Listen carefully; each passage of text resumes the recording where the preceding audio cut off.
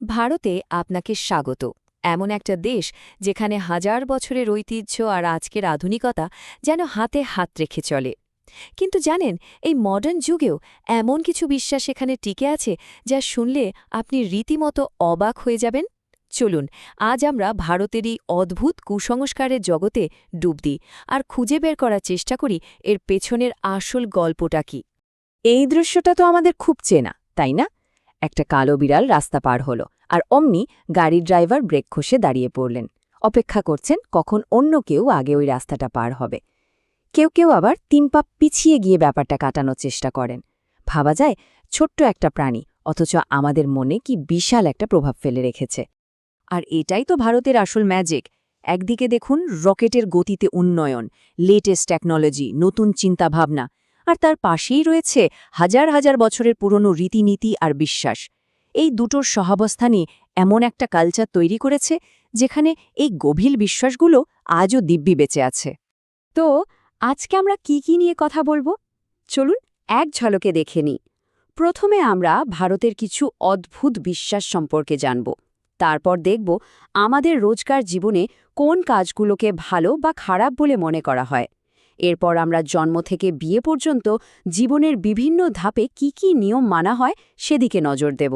আর সবশেষে আমরা বোঝার চেষ্টা করব যে এই বিশ্বাসগুলোর পেছনে আসল কারণটা কি, ভয় নাকি বাস্তবতা। তাহলে আর দেরি কেন? চলুন প্রথমেই ডুব দেওয়া যাক আমাদের দৈনন্দিন জীবনে। আমরা দেখব কিভাবে আমাদের প্রতিদিনের খুব সাধারণ কাজগুলো কিছু অলিখিত নিয়ম আর বিশ্বাসের জালে বাঁধা পড়ে আছে, বিশেষ করে বাড়ির চার দেয়ালের মধ্যে। ভাবুন তো, আমাদের রোজকার জীবনে কত কি জড়িয়ে আছে। যেমন ধরুন কাচ ভাঙা, বিশেষ করে আয়না ভাঙাটাকে তো সাংঘাতিক অশুভ বলে মনে করা হয়। বলা হয় ৭ বছরের জন্য নাকি দুর্ভাগ্য নেমে আসে। আবার দেখুন ঝাড়ু, এটা শুধু ময়লা পরিষ্কার করার জিনিস নয়, এর সাথে দেবী লক্ষ্মীর সম্মান জড়িয়ে আছে। তাই ঝাড়ু দিয়ে কাউকে ছোঁয়া মানে দেবীর অপমান করা। একইভাবে সন্ধ্যের পর ঝাড়ু দেওয়া বা তেল লেনদেন করা, এই সব কিছুকেই সৌভাগ্যের সাথে জুড়ে দেখা হয়। আচ্ছা, দিনের কথা যখন উঠলয়ে তখন শনিবারের কথা না বললেই নয়। এই দিনটাকে নিয়ে কিন্তু বেশ একটা ভয় কাজ করে অনেকের মনে। শনিদেবকে ন্যায়ের দেবতা বলা হলেও তার ক্রোধকে সবাই ভয় পায়। হিন্দু জ্যোতিষশাস্ত্রে শনি গ্রহকে এতটাই প্রভাবশালী মনে করা হয় যে এই দিনে অনেকেই খুব সাবধানে থাকেন। এই ভয়টা এতটাই গভীর যে শনিবারের নতুন কোনো কাজ শুরু করা, এমনকি চুল বা নখ কাটার মতো সাধারণ কাজও অনেকে এড়িয়ে চলেন, পাছে যদি শনিদেবের রোষানলে পড়তে হয়। কি আশ্চর্য ব্যাপার, তাই না? ভাবতে পারেন, সামান্য একটা কাকের ডাক, তারও আবার ভালো মন্দ দিক আছে। আর পুরোটাই নির্ভর করে কাকটা কোন দিক থেকে ডাকছে তার ওপর। যদি বাদিক থেকে ডাকে তাহলে ধরে নেওয়া হয় বাড়িতে অতিথি আসবে, মানে একটা ভালো খবর। কিন্তু সেই একই কাক যদি ডান দিক থেকে ডাকে তাহলে মনে করা হয় কোনো খারাপ সংবাদ আসতে চলেছে। দৈনন্দিন জীবন থেকে বেরিয়ে এবার চলুন নজর দিই জীবনের বড় বড় পর্যায়গুলোর দিকে।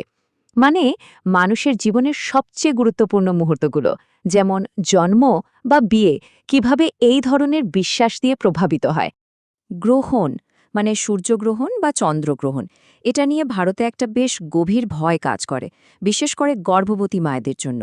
বিশ্বাস করা হয় যে গ্রহণের সময় মায়েরা যদি কোনো ধারালো জিনিস যেমন ছুরি বা কাঁচি ব্যবহার করেন তাহলে তার খারাপ প্রভাব নাকি গর্ভের সন্তানের ওপর পড়তে পারে, এমনকি তার শরীরে জন্মদাগও হয়ে যেতে পারে। এই জন্য এই সময়টায় তাদের একদম বিশ্রামে থাকতে বলা হয়, আর ঘরের সব ধারালো জিনিস লুকিয়ে রাখা হয়। বিয়ের কথায় যদি আসি, তাহলে মঙ্গলসূত্রের থেকে গুরুত্বপূর্ণ আর কিচ্ছু নেই।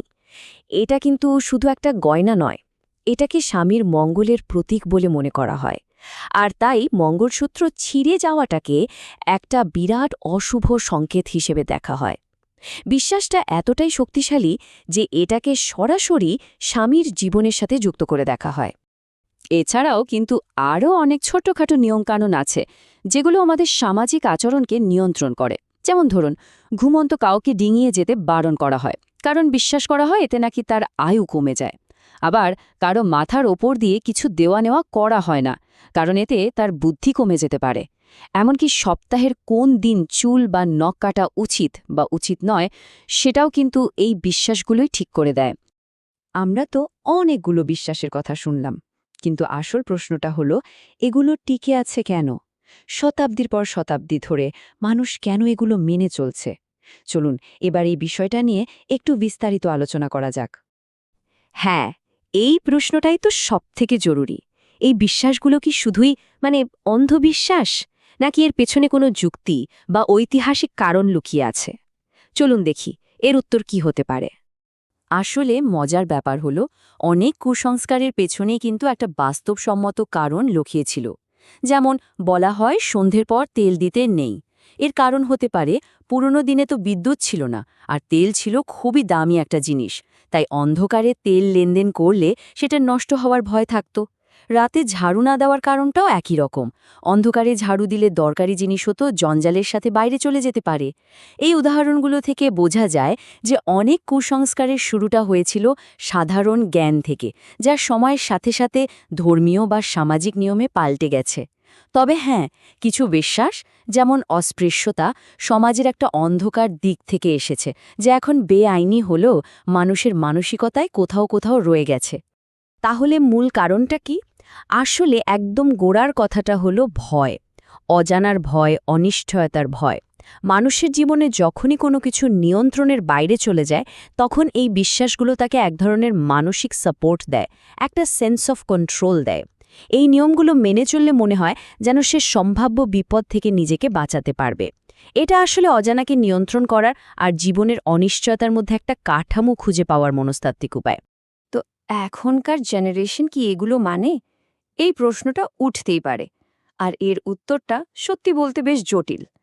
অনেকেই হয়তো ব্যক্তিগতভাবে এসবে বিশ্বাস করেন না, কিন্তু পরিবারের বড়দের সম্মান জানাতে বা সামাজিক প্রথা হিসেবে এগুলো পালন করে চলেন। আর সে কারণেই এই বিশ্বাসগুলো আজও ভারতীয় সমাজের একটা অবিচ্ছেদ্য অংশ হয়ে টিকে আছে। তাহলে শেষ পর্যন্ত আমরা কোথায় এসে দাঁড়ালাম? একদিকে হাজার বছরের পুরনো ঐতিহ্য আর বিশ্বাস, আর অন্যদিকে যুক্তিবাদী আধুনিক মন। এই দুটোর মধ্যে যে একটা সংঘাত চলছে, তার ভবিষ্যৎ কি? এই বিশ্বাসগুলো কি সময়ের সাথে সাথে হারিয়ে যাবে, নাকি নতুন কোনো রূপে আবার ফিরে আসবে? এই প্রশ্নটা আজকের জন্য আপনাদের ভাবনার খোরাক হিসেবেই রেখে গেলাম।